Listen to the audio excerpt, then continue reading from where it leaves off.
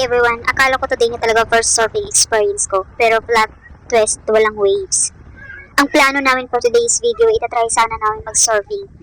Actually, dito lang banda sa amin may tatlong surfing area, kaya chinik namin kung may magandang waves today. Super excited pa naman ako kasi first time ko talaga sana magsusurfing kahit matagal na akong nandito. Pagdating namin sa first area, closed. Then sa second area, closed din. Sabi namin, sige try natin itong third area, baka dito meron na.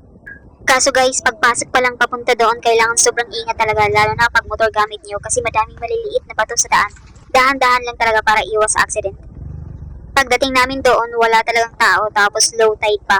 Mga bandang hapon pa daw medyo mag-high tide, kaya hindi rin talaga okay mag-surfing today. Imbis na sobrang excited na akong itry, mukhang next time na lang talaga. Kaloka, minsan talaga pag excited ka, saka hindi natutuloy, no? By the way, first time ko yun talaga gagawin mag-surfing kasi dahil takot akong magtagal sa dagat.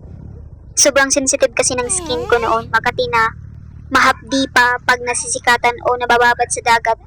Kaya na-trauma talaga ako dati. Buti na lang ngayon may mga protection na tayo for our skin, kaya mas confident na akong subukan mga ganitong activities.